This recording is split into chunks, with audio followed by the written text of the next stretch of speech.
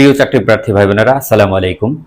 আজকের এই গুরুত্বপূর্ণ ভিডিওতে আমরা জানব কাশ্মীর ইস্যুকে কেন্দ্র করে ভারত পাকিস্তানের মধ্যে সংঘটিত গুরুত্বপূর্ণ যুদ্ধ নিয়ে। চলুন শুরু করি। প্রথমেই আমি আলোচনা করব সাম্প্রতিক সময়ে ঘটে যাওয়া পহেলগাম ইস্যুকে কেন্দ্র করে ভারত পাকিস্তানের মধ্যে সংঘটিত যুদ্ধ নিয়ে।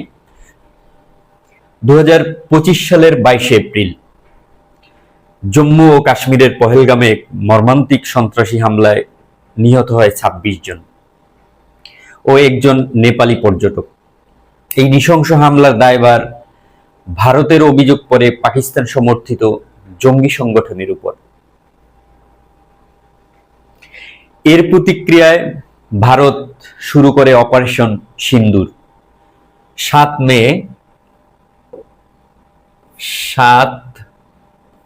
মে 2025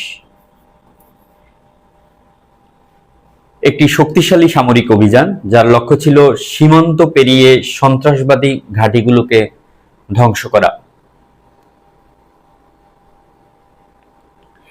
পাকিস্তানও চুপ থাকেনি, তার পাল্টা হামলা চালায়।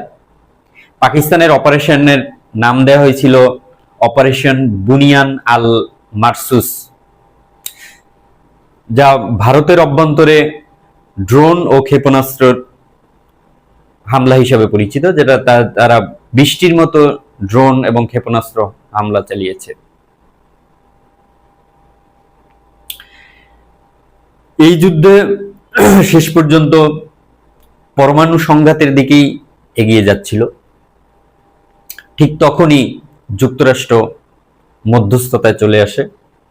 10 মে 2025 দুই দেশ যুদ্ধবিরতিতে সম্মত হয়। এবার আসি চাকরির পরীক্ষায় আসার মতো এই যুদ্ধকে কেন্দ্র করে কিছু এমসিকিউ। 1 নম্বর প্রশ্ন, পাহেলগাম হামলা সংঘটিত হয় কবে? সঠিক উত্তর 22 এপ্রিল 2025। 2 নম্বর প্রশ্ন, পাহেলগাম হামলায় কতজন নিহত হয়েছিল? উত্তর হবে 26 জন।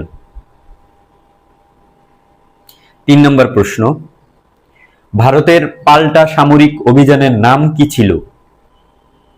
উত্তর হবে ঘ, অপারেশন সিন্দুর। পাকিস্তানের পাল্টা অভিযানের নাম কি ছিল? উত্তর হবে গ, অপারেশন বুনিয়ান আল মারসুস।